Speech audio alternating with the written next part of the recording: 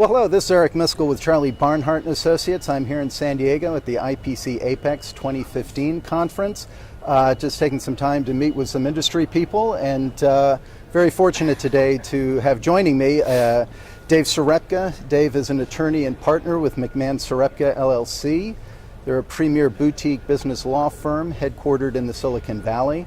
McMahon Serepca, actually, their emphasis is in representing clients in the technology and electronics sector. We've known Dave for many years as an advisor and colleague, and we really respect his industry perspective.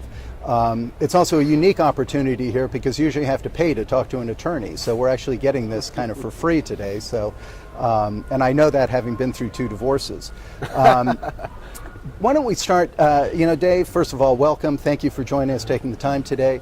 Why don't you start by telling us kind of the issues and trends that you're seeing in your practice today?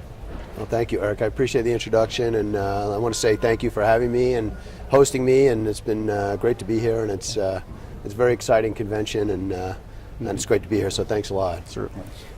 In our practice, it's a business law practice predominantly.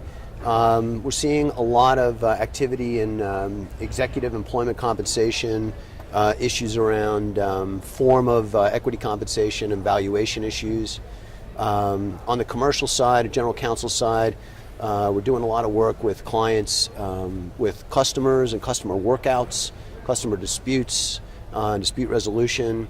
A lot of the industry practice, even though it's called contract manufacturing, involves PO-based engagements that don't have a contract. Right. And so that's where things can and do get very dicey when there are issues. So we're seeing a lot of that. So when you talk about customer disputes, is that you're jumping in on either side, OEM or EMS, or what do you? Yes, we have clients on both sides of the table, and we have to address the rights and remedies when they're not spelled out in a written agreement. Have to be analyzed, and there are issues under the Uniform Commercial Code and issues under general legal civil law that have to be worked out in the context of the business reality of what's happened and the facts. So we're seeing a lot of that. Okay. And then in mergers and acquisitions, we've been seeing a lot of deals structured as asset deals. There are some stock deals that we're seeing, but mostly the big push is to asset deals. A lot using cash. We've seen maybe only one stock-based deal and mostly cash-based deals in the past sort of 18 months to 2 years. Oh, wow. We've been involved in some distress deals, 2 or 3 distress deals, which have been very interesting and challenging, which require a lot of legal analysis on and structuring as they're more complicated than your traditional solvent, strong seller deals. Yeah. And then we're doing a lot of work in deal preparation and client preparation and due diligence and preparation for due diligence. Okay. So 2 questions. Let me start with when you're talking about the preparation piece. What are the common challenges that you're seeing that with your clients? When they're in the M&A process, are there common issues, or is everything absolutely, unique? Absolutely. The biggest issue in preparation that we see is sort of there has to be proper planning for the process, and all too often the process engages and commences a little too quickly, or things haven't been sort of thoroughly sort of flushed out and ready to present on the sell side. And on the buy side, it's being patient enough to be able to, understand and explore all of the due diligence issues, particularly on the legal side, which are sort of hidden issues, I would describe them as. And when they come up, they're very important, and they impact the business, and they impact the valuation, and they impact the risk associated with the transaction. So and my other question there is you talk about due diligence, and you hear that term bannered around all the time. I mean, we use it too, right? And we probably use it very differently, and we're probably using it very, innocently and incorrectly, right? So what is that exactly? I mean, in your world, right? Sure.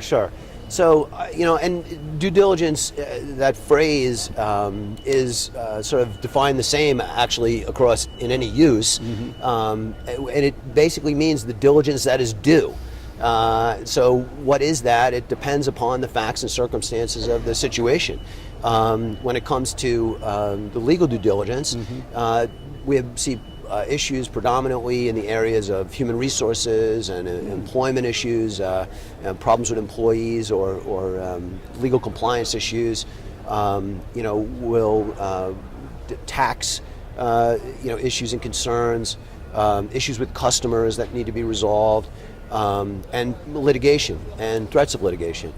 These are things that need to be, thoroughly fleshed out and understood as to what, risk profile they present, and how they can be either explained to a buyer or dealt with as a buyer, to address those risks, and how the deal needs to be structured to address those risks, whether those risks can be taken or not.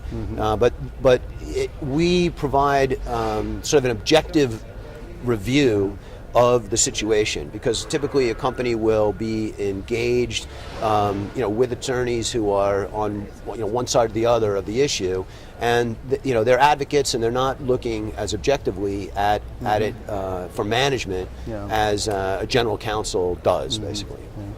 So what would you, a common issue that comes up, people always say, and you hear saying, keep the attorneys out of it for as long as possible, right? Because that's when everything gets difficult, right? Try to work the deal and then bring the attorneys in. I'd assume you have a different perspective on that. Yeah, no, I mean, we would obviously completely disagree with that. I think that, as long as, and I can't speak for all attorneys, but as long as, we're coming in, in the process, with, reasonable expectations for timing and look, it all depends upon the risk profile of the client. Right. I think that attorneys serve their clients best when they can understand the risk profile of their clients and work with their clients to execute, given that risk profile. Yeah. So, the big balance in due diligence is, typically balancing, overturning and looking under every stone and understanding every risk, balanced against the need for speed and execution and timing and getting things done, and assumption of risk. And those three variables have to be balanced, basically. Yeah. So I think that, from my point of view, it's all about that balance. Yeah. And we work, deals where, the balance leans toward accepting a lot of risk and a lot of speed, and being comfortable with minimally understanding off balance sheet issues from a due diligence perspective on the one hand, and then we also work with clients who we are very careful. We cross our T's and dot our I's, and we go in to a matter with the intent to fully understand and flesh out all issues. And we have buyers who want to be patient and careful, and the risk of having a problem with a deal later on sometimes outweighs the purchase price consideration, and we've seen that. And so it just depends on the situation, Eric, I would say. Okay.